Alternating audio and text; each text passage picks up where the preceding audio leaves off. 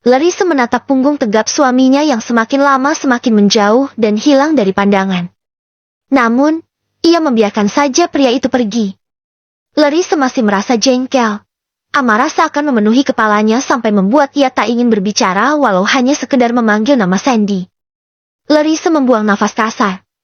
Ia menutup pintu kamar hotel itu dengan kasar. Ia tidak tahu Sandy akan pergi kemana. Yang jelas saat ini ia tak peduli kepada pria itu. Larissa menjatuhkan tubuhnya ke atas kasur. Kepalanya masih terasa sakit.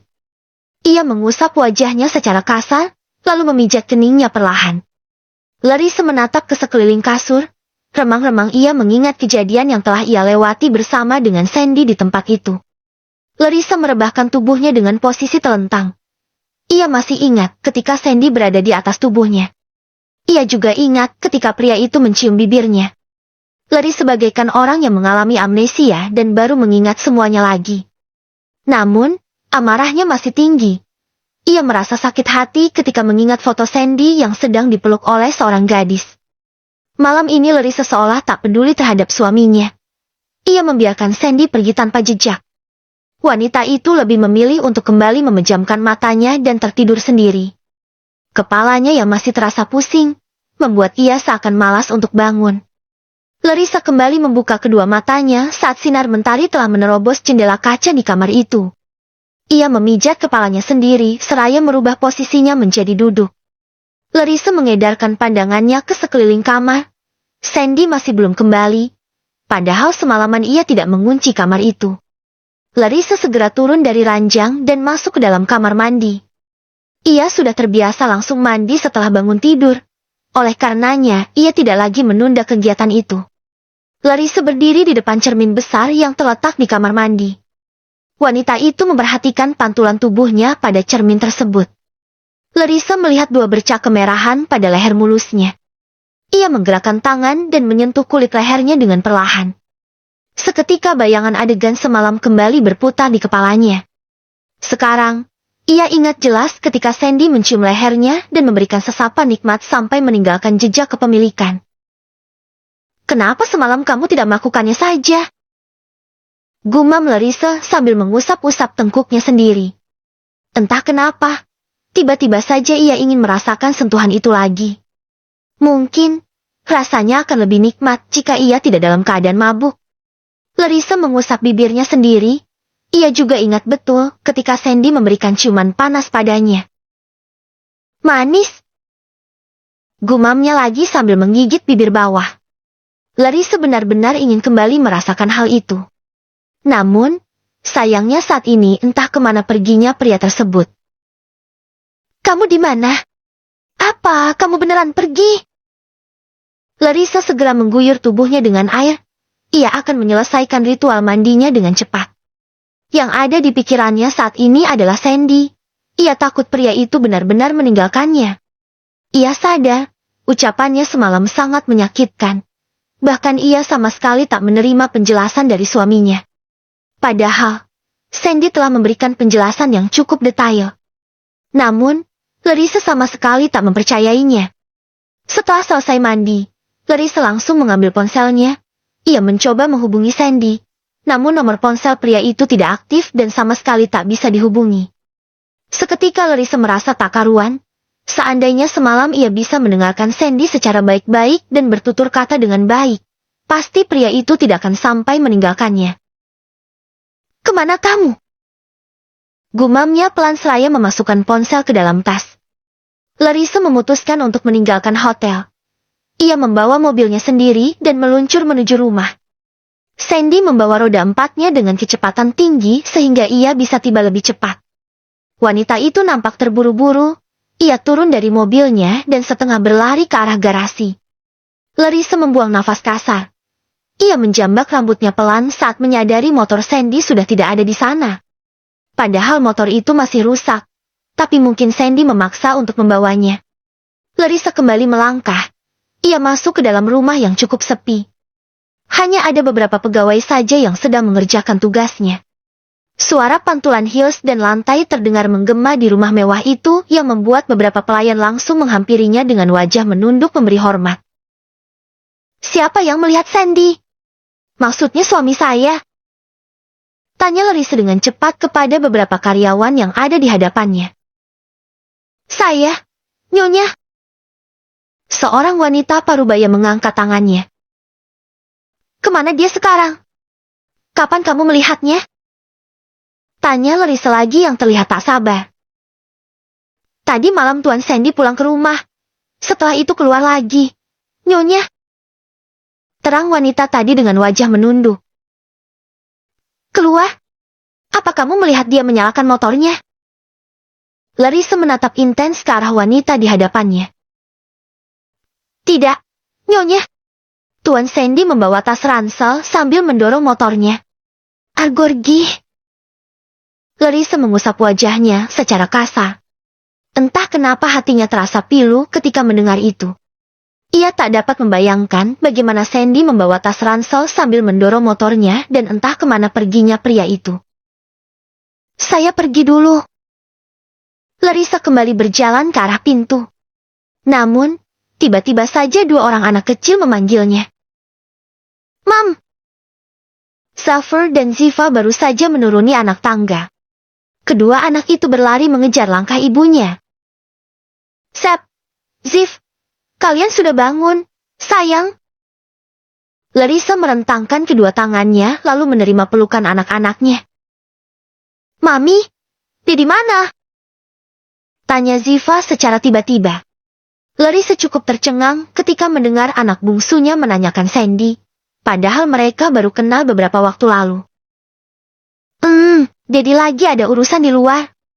Sekarang, Mami pergi dulu ya. Mami juga lagi ada urusan. Kalian sarapan aja sama, sus. Ya. Larissa mencium pipi kedua anaknya dengan lembut. Siap, Mami. Tapi nanti kita jalan-jalannya sama Dedi. Sebentar lagi aku libur sekolah. Tutur Zafar. Wajah anak laki-laki itu terlihat penuh harap.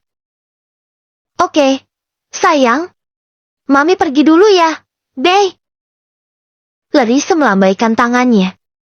Ia merasa berat ketika meninggalkan kedua anaknya. Karena semalam ia juga tidak bertemu dengan kedua anak itu. Namun, saat ini ia harus segera pergi. Larissa akan datang ke sebuah tempat. Wanita itu kembali menjalankan mobilnya dengan kecepatan tinggi. Sebelum itu, Larissa kembali mencoba menghubungi Sandy. Namun nomor telepon suaminya masih belum aktif yang membuat Larissa semakin tak karuan. Ia menghentikan mobil mewahnya di depan sebuah kampus. Larissa memperhatikan setiap mahasiswa yang masuk ke dalam tempat itu. Namun, sama sekali ia tak menemukan Sandy. Larissa melihat dua orang pemuda yang membawa motor secara beriringan. Ia segera keluar dari mobil dan mengikuti dua pemuda tadi sampai ke parkiran kampus.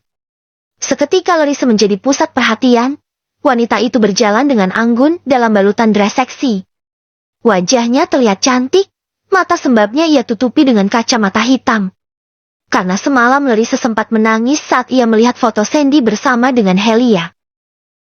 Permisi, bolehkah saya bertanya? Ucapnya yang membuat kedua pemuda tadi yang baru saja turun dari motor langsung menoleh ke arahnya serentak. Buset, ini bidadari dari mana? Tanya Cannon yang cukup terkejut ketika melihat Larissa tiba-tiba ada di belakang mereka. Dari tadi? BTW. Kayaknya gue pernah lihat cewek ini deh. Timpal Gary yang terlihat berpikir. Benar? Di mana ya? Di alam mimpi bukan sih? Cannon ikut berpikir. Ini istrinya si Sandy. Ucap kedua pemuda itu serentak. Setelah itu, keduanya saling membekap mulut. Cannon membekap mulut Gary, begitupun dengan Gary yang membekap mulut Cannon. Anjir! Tangan lo bau tah. Gary segera melepaskan tangan Cannon dari mulutnya. Sorry, tadi gue pas cebok airnya tiba-tiba mati. Balas pemuda itu sambil tertawa. Apa kalian mendengar saya?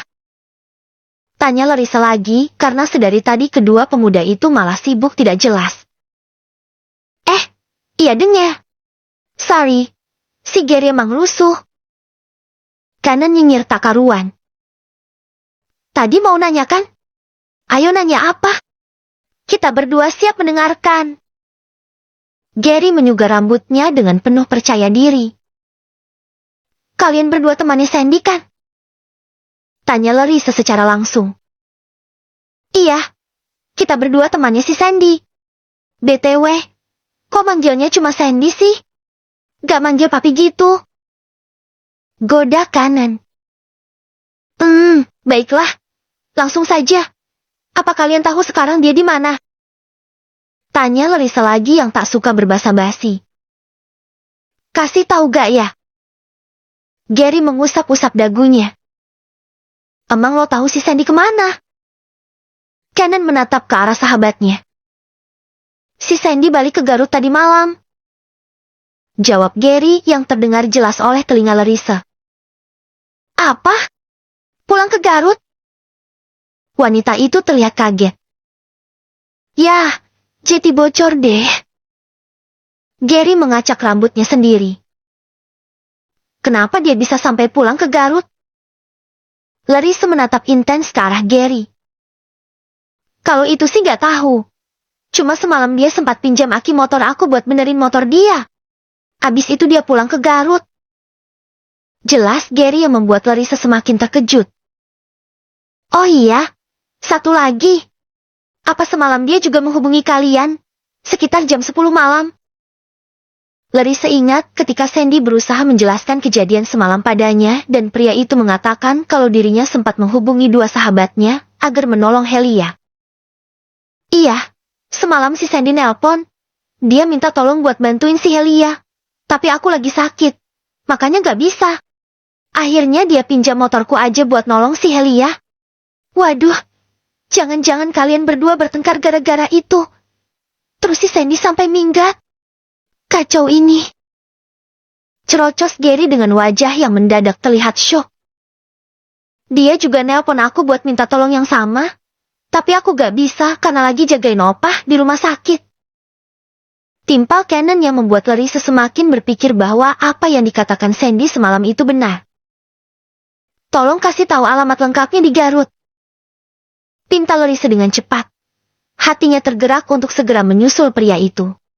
Terlebih lagi setelah dirinya mendengar penjelasan teman-temannya Sandy. Larissa Jetty merasa bersalah karena telah melontarkan kata-kata yang tidak enak di telinga suaminya. Lo masih ingat gak rumahnya di mana? Tanya Cannon kepada Gary. Kita kan pernah ke sana. Bentar gue ingat-ingat dulu. Gue cek map deh, biar gak salah. Gary segera mengambil ponselnya. Nah, ini alamatnya. Pemuda itu menunjukkan layar ponselnya kepada Larissa. Oke, sebentar saya catat dulu. Wanita itu segera mencatat alamat yang ditunjukkan Gary tadi. Mau nyusul sekarang, Mbak? Tanya Cannon seraya menatap ke arah Larissa. Iya. Jawab wanita itu singkat. Mau ditemenin gak? Aku siap menemani sampai ke ujung samudra pun. Modus woy. Ingat, ini bininya si Sandy. Masa mau lombat juga? Sangkal Gary sambil menyenggol lengan sahabatnya. Terima kasih. Saya pamit dulu. Larissa segera berjalan dengan cepat meninggalkan dua pemuda yang terlihat saling melempar candaan. Larissa masuk ke dalam mobilnya, namun sebelum ia menjalankan roda 4 tersebut, kedua matanya melihat seorang gadis yang baru saja akan masuk ke dalam gerbang kampus. Larissa menatap jeli di dalam mobil. Ia tidak salah lihat. Itu adalah gadis yang semalam memeluk Sandy di dalam kamar. Tiba-tiba saja Larissa merasa panas saat mengingat foto itu. Kenapa aku harus sakit hati? Kenapa aku harus mati-matian menyusul dia? Apa aku mulai? Larissa bermonolog di dalam mobil. Ia bingung dengan perasaannya sendiri, yang jelas ia merasa kehilangan ketika Sandy meninggalkannya. Wanita itu menarik nafas perlahan, lalu membuangnya secara kasar. Larissa mulai menjalankan mobilnya. Ia akan mengikuti rute map pada ponselnya. Ia akan pergi sendiri ke sana tanpa ditemani sopir. Walaupun jarak dari Jakarta ke Garut cukup jauh dan memakan waktu beberapa jam.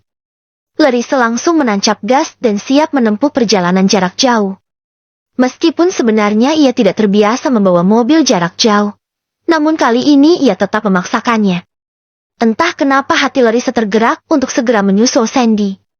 Setelah beberapa jam di perjalanan, akhirnya ia tiba di daerah Garut. Namun, Larissa tidak tahu di mana rumah Sandy. Wanita itu menghentikan mobilnya sejenak. Ia menggerakkan kedua tangan serta lehernya yang terasa kaku dan pegal. Mungkin ini baru pertama kalinya Larissa membawa mobil sendiri sampai kurang lebih 4 jam. Terlebih lagi di perjalanan ia jarang berhenti, apalagi beristirahat. Entah apa yang membuatnya memiliki tekad yang kuat sampai datang sendiri ke Garut. Larissa menarik nafas perlahan. Ia keluar dari mobil dan akan menghampiri beberapa pria yang sedang berada di pos ronda. "Permisi, saya mau nanya," ucapnya yang membuat semua orang menoleh ke arahnya. "Wah, nanya apa atuh Neng Gelis?" balas seorang pria parubaya dengan bibir tersenyum mereka. "Saya mau nanya ya rumahnya Sandy di mana ya?" tanya Larissa lagi secara baik-baik. "Sandy? Sandy yang mana nih? Sandy tukang ngangon munding? Sandy tukang nyala? Sandy tukang mancing boncel? Atau yang mana?" Pria itu balik bertanya yang malah membuat Larissa bingung. "Sandy yang mana ya? Kok pada aneh semua?" Ini Sandy yang kuliah di Jakarta. Pak, nama lengkapnya Sandia Gautama." Untung Larissa masih mengingat nama lengkap suaminya. "Oh, itu mah anak Pak Sutisna Sudrajat Sumartabat," jawab pria itu lagi. Larissa terdiam sejenak. "Sutisna, Sudrajat, Sumartabat, komplit banget," gumamnya pelan. "Iya mungkin itu, Pak. Kalau boleh tahu rumahnya di mana ya?" Larissa bertanya dengan santun. "Dari sini Neng lurus, nanti ada perduaan." "Perduaan naon, Meng?" "Simpangan kali," sangkal seorang pria yang duduk di sampingnya. "Ari maneh teh kumaha? Kalau 3 kan pertigaan. Nah ini karena cuma ada 2 jalan jadi perduaan. Tapi gak gitu juga konsepnya Meng. Henteu gitu. Jadi gini, Neng maksudnya. Dari sini lurus, nanti kan ada 2 jalan yang bercabang kayak kumis Meng Dadang. Nah, Neng pilih jalur kiri. Setelah itu lurus aja, nanti ada rumah cat ungu. Nah itu rumah Mak Enok. Kalau rumah Pak Sutisna belok kiri lagi, ada rumah gedung cat bodas. Itu baru rumah Pak Sutisna." Jelas pria berambut ikal itu secara panjang lebar. "Maaf, bodas itu apa ya?" tanya Larissa yang masih bingung. "Putih, Neng.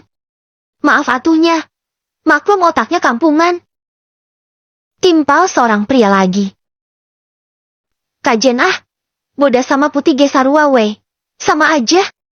Putih kalau bahasa Indonesianya. Putih, bukan bodas. Arisi aku naon? Disunat 2 kali keh." "Terima kasih. Bapak-bapak, saya pamit dulu." Larissa berpamitan dan segera kembali ke dalam mobilnya. Ia tidak mengerti apa yang dikatakan bapak-bapak itu. Yang jelas dirinya akan mengikuti arahan pria tadi. Larissa kembali menjalankan mobilnya dan meninggalkan tempat itu. "Hati-hati Nujah, Neng!" teriak seorang pria yang hanya dibalas senyuman oleh Larissa. Wanita itu menjalankan mobilnya sesuai dengan arahan bapak-bapak tadi sampai ia tiba di depan sebuah rumah bercat putih. Larissa turun dari mobil. Ia yakin itu adalah rumah yang dimaksud bapak-bapak tadi. Larissa menghampiri seorang wanita parubaya yang sedang duduk bersama dengan seorang pria parubaya pada kursi di teras rumah. Larissa yakin 2 orang itu adalah sepasang suami istri. "Assalamualaikum. Apa benar ini rumahnya Sandy?" tanya Larissa dengan santun.